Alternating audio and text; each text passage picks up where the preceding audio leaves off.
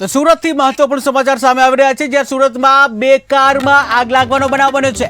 સુરતમાં બે કારમાં આગ લાગવાનો બનાવ કે જ્યાં રોડ પર પાર્ક કરેલી કારમાં આગ લાગવાનો બનાવ બન્યો છે, ત્યારે સુમુખ સર્કલ નજીક આગ લાગવાનો આ બનાવ બન્યો છે કે જ્યાં બે ફાયરની ટીમ ઘટના સ્થળે દોડી આવી હતી। ત્યારે ફાયરની ટીમે આગ ઉપર કાબુ મેળવ્યો છે કે જ્યાં એક કારની આગ બીજી કારમાં પ્રસરી હતી। તો મહત્વપૂર્ણ સમાચાર સુરતથી સામે આવી રહ્યા છે કે જ્યાં સુરતમાં બે કારમાં આગ લાગવાની ઘટના બની છે કે જ્યાં રોડ ઉપર પાર્ક કરેલી આગમાં જે કહી શકાય જે કારમાં આગ લાગવાની ઘટના બની હતી।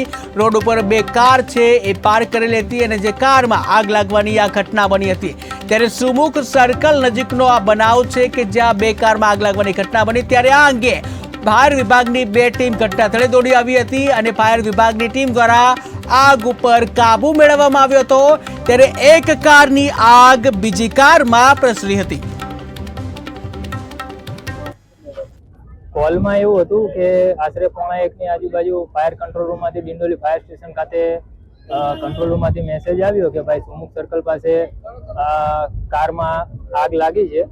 તો અમે મિની ફાઇટર અને ફાયર એન્જિન સાથે ઘટના સ્થળે માણસો સાથે આવી ગયા અને કાર સળગેલી હાલતમાં મળી। તો કોલમાં એવું હતું કે આશરે 1:15 ની આજુબાજુ ફાયર કંટ્રોલ રૂમમાંથી ડિંડોલી ફાયર સ્ટેશન ખાતે કંટ્રોલ રૂમમાંથી મેસેજ આવ્યો કે ભાઈ સુમુખ સર્કલ પાસે કારમાં આગ લાગી છે।